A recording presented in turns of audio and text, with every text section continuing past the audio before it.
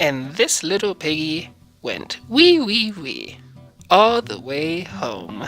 Oh, I didn't notice that you were there. Actually, I did notice because, I've got the camera running and all. But I was just reading a book and decided it was time for a story. A story that I wrote in English 100 about MJ. Now, the title of my story is MJ Wasn't Meant for Basketball. And I'm going to read it for you now. MJ Wasn't Meant for Basketball. A story by Zorbell. I didn't write a date though. Shame on me. Oh, also, when you're writing the date, please put the month first. Without further ado, here it is. Michael Jackson pranced up and down the court, pausing every few seconds to gaze at the ball hurtling through the air. While the ball was being held by his fellow teammates, he would gracefully flail about, begging with his hands for the ball to be bestowed upon him.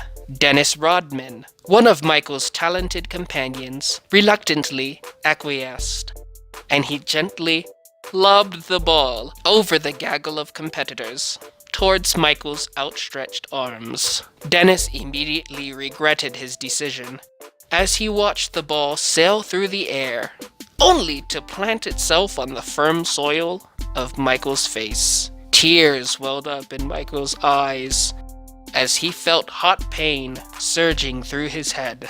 His nose, at the epicenter of the ripples of agony, blood slowly seeped out of his broken nose, and he looked to the sidelines for some assistance to stop his free-flowing life fluids. Through his heavily blurred vision, he saw a seemingly attractive woman with beautiful high-heeled shoes. "Hey, pretty lady with the high heels on," he passionately yelled at her in a sing-song tone. Pointing at her with his right pointer finger, he felt the court start to spin, and he spryly twirled to keep his balance before getting on tiptoe because it felt oddly comfortable.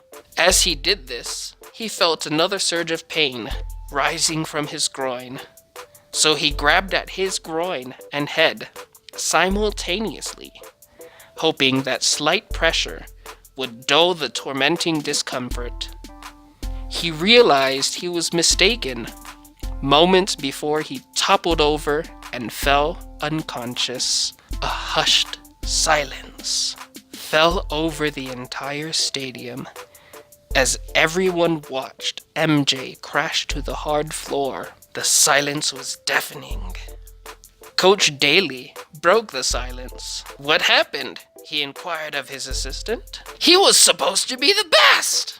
he exploded. "How will the Bulls beat the Lakers now?" he screamed, turning red. At that moment, a shadowy figure appeared from the back lockers through the Bulls' main portal. "I think you got the wrong MJ," said the figure, his deep voice trailing into the now quiet stadium from where he stood.